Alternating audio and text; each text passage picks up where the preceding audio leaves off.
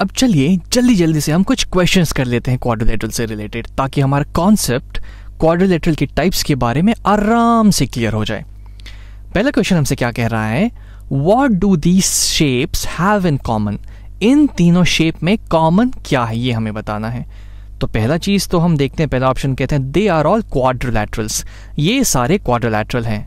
तो क्वाड्रिलैटरल का डेफिनेशन था कि 4 साइड्स होने चाहिए, 2 डायमेंशनल होना चाहिए और क्लोज्ड होना चाहिए। और ये तीनों जो फिगर्स हैं, तीनों में 4 साइड्स हैं और तीनों फिगर 2 डायमेंशनल फिगर हैं और तीनों के तीनों फिगर क्लोज्ड हैं, तो सारे के सारे क्वाड्रिलैटरल होंगे।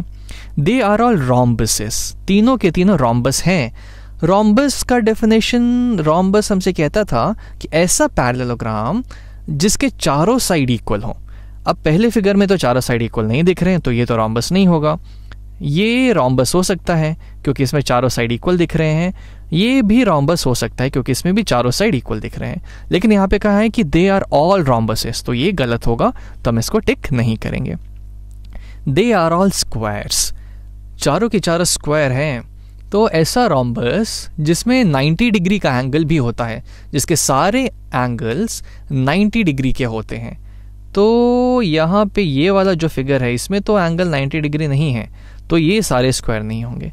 नन ऑफ द अबव, तो ऐसा तो नहीं है। हमारा पहला ऑप्शन तो सही है, दे आर ऑल क्वाड्रिलैटरल्स। तो चलिए चेक करते हैं, ये करेक्ट, सही जवाब। नेक्स्ट क्वेश्चन पे बढ़ते हैं। What do these shapes have in common? इन सारे शेप में क्या कॉमन है? They are all quadrilaterals, हाँ तीनों के तीनों quadrilateral हैं। They are all rhombuses, तीनों के तीनों rhombus हैं? नहीं, क्योंकि rhombus होने के लिए सबसे पहली कंडीशन है कि उसे पैरेललोग्राम होना पड़ेगा। अब यहाँ पे तो ये इसके पैरेलल नहीं लग रहा, तो इसलिए ये रोम्बस तो होगा नहीं। ये भी इसके पैरेलल नहीं है, तो इसलिए रोम्बस नहीं होगा। ये रोम्बस हो सकता है, लेकिन तीनों के तीनों रोम्बस है नहीं, इसलिए हम इसको टिक नहीं करेंगे। They are all rectangles, rectangle में सारा एंगल 90 डिग्री होता है। ऐसा पैरेललोग्राम जिसमें सारे एंगल 90 डिग्री होते हैं उसे हम उसे हम रेक्टेंगल कहते हैं। लेकिन यहाँ तो 90 डिग्री नहीं है, यहाँ भी 90 डिग्री नहीं है, यहाँ भी 90 डिग्री नहीं है, तो ये भी नहीं होगा। तो हमारा पहला ऑप्शन सही है, दे आर ऑल क्वाड्रिलैटरल्स। चेक करते हैं, ये हमारा सेकंड क्वेश्चन भी सही है।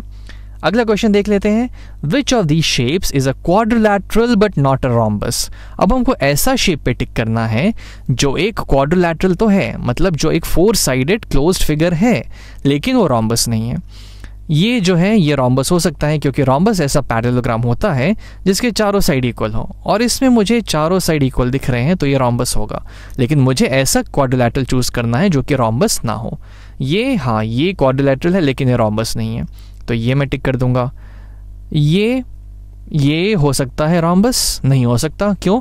क्योंकि चारों साइड इक्वल नहीं है, तो ये भी रोम्बस नहीं होगा, लेकिन क्वाड्रिलैटरल है, इसलिए हम इसको टिक कर देंगे।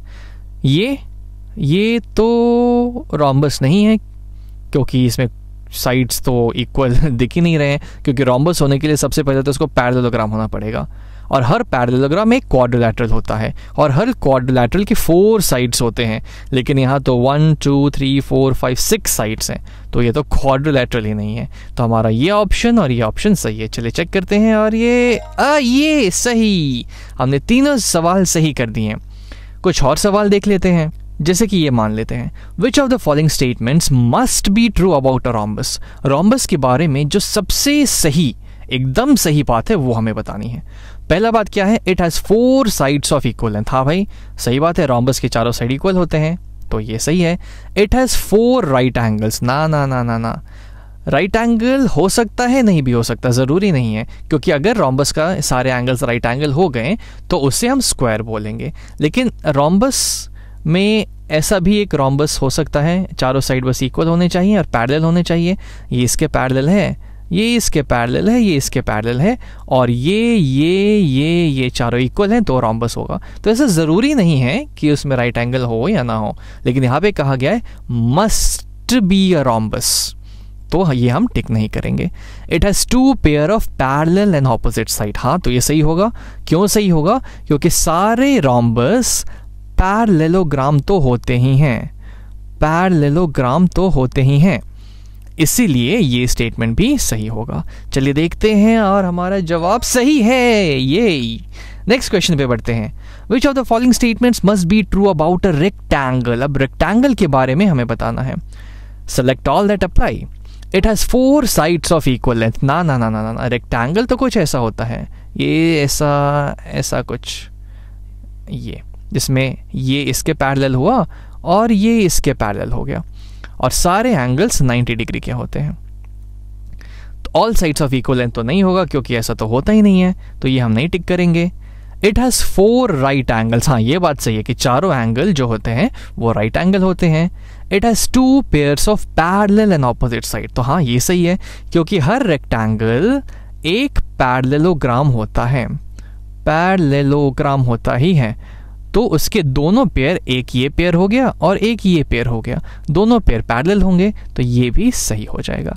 चलिए हम अपना आंसर देखते हैं, और हमारा आंसर सही है। ये तो इस टाइप से अब मुझे लगता है आपको क्लियर हो गया होगा कि कैसे हम क्वाड्रिलैटरल्स को डिफरेंट टाइप्स में क्लासिफाई करते हैं।